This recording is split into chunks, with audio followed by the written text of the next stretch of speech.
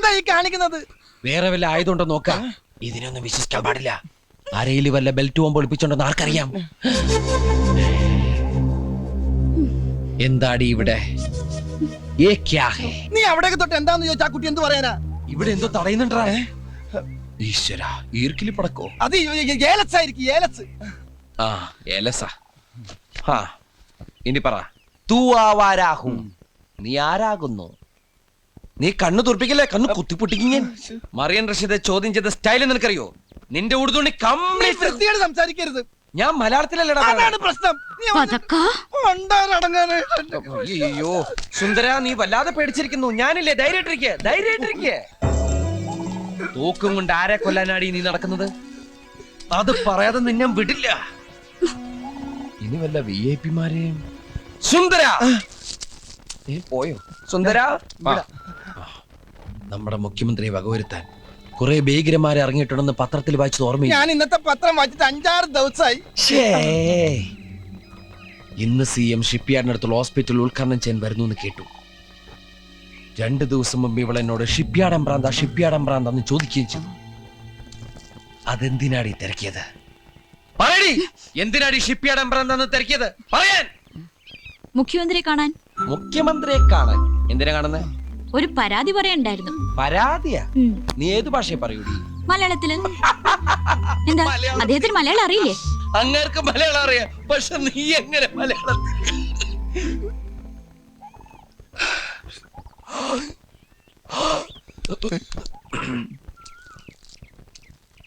നീ ഇപ്പൊ എന്താ പറഞ്ഞേ? ഞാൻ പറഞ്ഞത് ഉണ്ണിയേട്ടൻ കേട്ടതല്ലേ?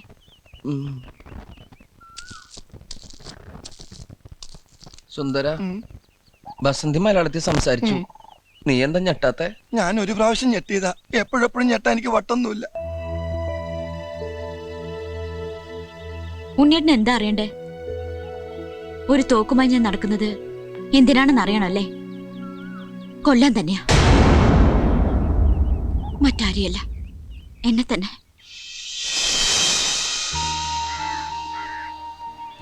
മരണക്കിടക്കയിൽ വെച്ചാണ് വസുന്ധര, എന്റെ അമ്മ, എന്റെ അച്ഛൻ ആരാണെന്ന് ഞെട്ടിപ്പിക്കുന്ന രഹസ്യം എന്നോട് പറഞ്ഞത്.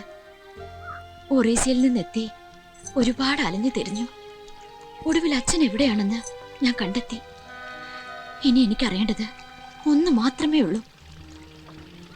ഒന്നുകിൽ അയാൾ എന്നെ സ്വന്തം മകളായി സ്വീകരിക്കണം, അല്ലെങ്കിൽ അച്ഛന്റെ മുന്നിൽ വെച്ച് തന്നെ ആ തോക്ക് വെച്ച് എന്റെ ജീവിതം ഞാൻ അവസാനിപ്പിക്കും. എനിക്കാരുമില്ല, സ്വന്തം എന്ന് പറയാൻ ഒരു പുൽക്കുടി പോലും ഇല്ല എനിക്ക്. അങ്ങനെ പറയരുത്. ഞങ്ങളുണ്ട് ബസന്തിയുടെ കൂടെ. പക്ഷെ ഒരു കാര്യം എനിക്കറിയണം, ആരാണ് ക്രൂരൻ?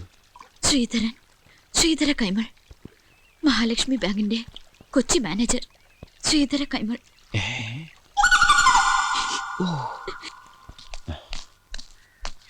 തൽക്കാലം ആ തോക്ക് എവിടെയെങ്കിലും ഒളിപ്പിച്ചു വെക്കണം. ഒരു ദുർബല നിമിഷത്തിൽ അവൾക്ക് എന്തെങ്കിലും തോന്നിയ കൈമളിന്റെ കാര്യം ക്ലോസ് ആവും. അതോടെ നമ്മുടെ ലോണും ക്ലോസ് ആവും. എന്തായാലും അവളെ നമ്മുടെ അടുത്തേക്ക് കൊണ്ടുവന്ന ദൈവമാ.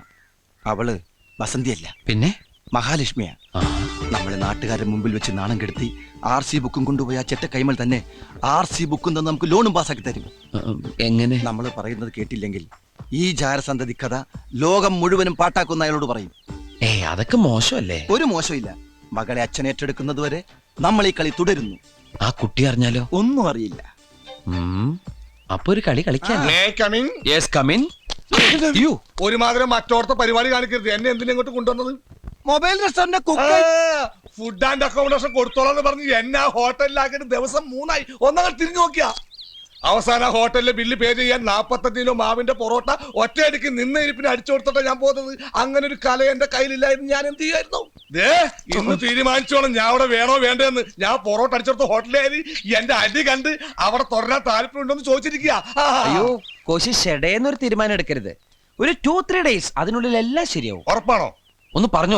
ഞാൻ പറഞ്ഞു കൊടുക്കാം. അയ്യോ കോശി, ചടയെന്നൊരു തീരുമാനം എടുക്കരുത്. ഒരു 2-3 ഡേയ്സ്, അതിനുള്ളിൽ എല്ലാം ശരിയാവും. അത് തന്നെയല്ലേ ഈ മോലാലി പറഞ്ഞത്. അതേ ഉള്ളു ഇപ്പൊ എന്റെ കയ്യില്. കോശി ധൈര്യമായിട്ടിരിക്കുക. ഞങ്ങൾക്കില്ലേ കോശിന് ഞങ്ങളുടെ കൂടെ കൊടുന്നു. ഇതിന്റെ ക്ഷീണം തീർക്കാൻ വേണ്ടിട്ട് കോശിക്ക് നല്ല അടിപൊളി ചെലവ്. ശരിയൊക്കെ ചെലവിട്ട് മതി. ചിരിപ്പിക്കല്ലേ, ഞാൻ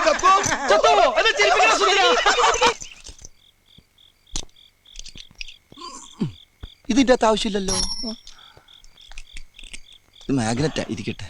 സുന്ദര, ആ ഞാനൊരു കാര്യം ചോദിച്ചാ നീ സത്യസന്ധമായേ മറുപടി പറയാവൂ. ഉണ്ണികൃഷ്ണ, നിന്നോട് ഞാൻ എന്തെങ്കിലും നുണ പറഞ്ഞിട്ടുണ്ടാ ഉണ്ണികൃഷ്ണ? നീ അതൊക്കെ അവിടെ നിർത്തിയേ. എടാ, ഒരു ബാങ്ക് തൊഴിലാളിയുടെ മകളെ ഒരു ബസ് മുതലാളി കല്യാണം കഴിക്കുന്നതിനെ കുറിച്ച് എന്താണ് നിന്റെ അഭിപ്രായം? ബാങ്ക് തൊഴിലാളിയുടെ മകളെ മനസ്സിലായി, ആ. പക്ഷെ ബസ് മുതലാളി മനസ്സിലായില്ല? ഇല്ല. ഞാനൊരു ക്ലൂ തരാം. അമ്പാടിയിലുണ്ട്, കൈലാസത്തിലില്ല. അമ്പാടിയിലുണ്ട്, കൈലാസത്തിലില്ല. Beef fry. Beef fry. ആ, അമ്പാടി ഹോട്ടലിലുണ്ട്, കൈലാസ് ഹോട്ടലിലില്ല. അത് വെയിറ്റ് ചെയ്യുന്നല്ലേ? അപ്പൊ അതൊന്നുമല്ല. ആ, ആലിലയിൽ കിടക്കും ചൊറിയാൻ പുഴു. ആ. പാമ്പിന്റെ മുകളിൽ ഇങ്ങനെ നൃത്തമാടും. നീല നിറത്തിലുള്ള ഉജാല, ഉജാല, ഉജാല. വേണ്ട വേണ്ട, എല്ലാം മാക്കി, എല്ലാം മാക്കി. വെണ്ണ കട്ടു തിന്നുന്നവൻ. മിൽമ പ്രസിഡന്റ്. അയ്യാ, മിൽമ മണ്ണെണ്ണ. May I come in? Yes, come in. ഞാൻ എവിടെ കിടക്കണ്ടേ? എന്റെ മടി കിടക്കണോ? അല്ല, എനിക്ക് ഉറങ്ങാനായിട്ട്. ഞാൻ താരായിട്ട് പാടിത്തരാം. വേണ്ട, എനിക്ക് പാട്ട് കേട്ട് ഉറക്കാൻ പറ്റില്ല. എടോ, വണ്ടിയിൽ ഇഷ്ടം പോലെ സ്ഥലമുണ്ട്, എവിടെയെങ്കിലും പോയി കിടക്ക് പോ. ശരി മുതലാളി. ഏയ്, ഡാ, സുന്ദരിയായ ഒരു പെൺകുട്ടി ബസ്സിനകത്ത് പുര നിറഞ്ഞു നടക്കുമ്പോ ഒരു അന്യപുരുഷനെ അവിടെ കിടത്താൻ ഞാൻ സമ്മതിക്കില്ല. ഓ, അത് ഞാൻ ഓർത്തില്ല. എങ്കിൽ ടർസി കിടന്നോ. ടെറസിലാ? വണ്ടിയുടെ മോൾ ഭാഗം ഇല്ലേ, അവിടെ കിടന്നോ. ആ, ശരി. എന്താണ്? എനിക്ക് തലവെക്കാൻ. രണ്ടരയ്ക്ക് ഒരു മാംഗ്ലൂർ മേലുണ്ട്, പോയി തല വെക്ക്. എടോ, ആ വണ്ടിയുടെ അകത്ത് പായുണ്ട്, തലോണിയുണ്ട്. എടുത്തിട്ട് പാണ്ടാറടങ്ങ എന്റെ മോളിൽ. ശരി മുതലാളി. ഡാ, ശരിക്കും മുതലാളി ഞാനാ. ആ, ശരി, ശരിക്കും മുതലാളി. ശരിക്കും മുതലാളി. നേരത്തെ പറഞ്ഞില്ലേ കല്യാണം കഴിക്കാൻ പോണ ആ ബസ് മുതലാളി? അതിന്റെ ക്ലൂ എനിക്ക് ഇതുവരെ കിട്ടിയില്ലല്ലോ. പോടാ, മനുഷ്യനെ മെനക്കെടുത്താനായിട്ട്. മനുഷ്യനെ മെനക്കെടുത്താൻ. ആ, താമരാക്ഷ പിള്ള ബസ്.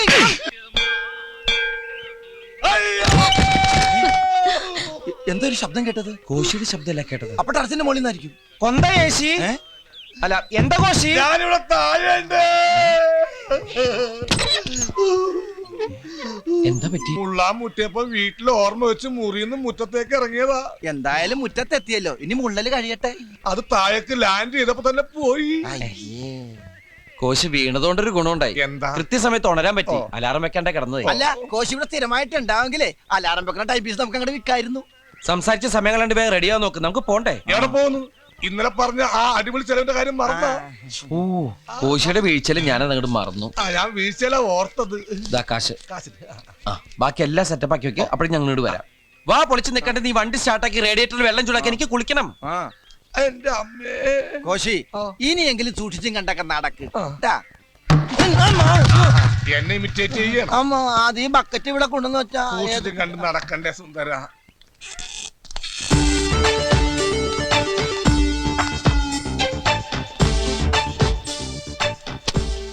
ഒരു ബാങ്ക് മാനേജറുടെ മുറിയിലേക്ക് വരുമ്പോ ചില മര്യാദകളൊക്കെ പാലിക്കേണ്ടതുണ്ട്. മര്യാദയ്ക്ക് തന്നെ ചില കാര്യങ്ങൾ പറയാനാണ് ഞങ്ങൾ വന്നത്.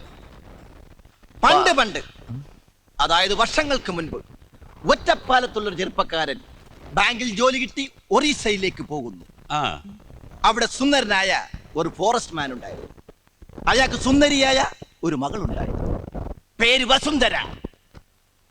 ആ കുട്ടിയുടെ അമ്മ മരിക്കുമ്പോ അവക്ക് വെറും 2 വയസ്സ്. ആ കുട്ടി വളർന്ന് സുന്ദരിയായ ഒരു വീട്ടമ്മയായപ്പോ 3 വർഷത്തേക്ക് പ്രീ ഡിഗ്രിക്ക് പഠിക്കാൻ പോയി. ഡിഗ്രിക്ക് പഠിക്കുന്ന കുട്ടി അവിടെ പ്രൊബേഷണർ ആയിട്ട് കേരളത്തിൽ നിന്നും വന്ന ഒരു മാന്യ പിശാച് എന്ന് പറയുന്നതാണ് ശരി. അതെ, ആ മാന്യ പിശാച് അവളെ വളച്ചെടുത്ത് ഗർഭിണിയാക്കി. നിങ്ങൾ എന്ത് പ്രാന്തായി പറയുന്നത്? എനിക്കൊന്നും മനസ്സിലാവുന്നില്ല. മനസ്സിലായില്ല? മനസ്സിലാക്കി തരാം. വസുന്ധര എന്ന കുട്ടിയെ പഴപ്പിച്ച് ഗർഭിണിയാക്കി ആ മാന്യ പിശാച് മുങ്ങുന്നു. അവിടെ ഒരു ജാരസന്തതി പിറക്കുന്നു.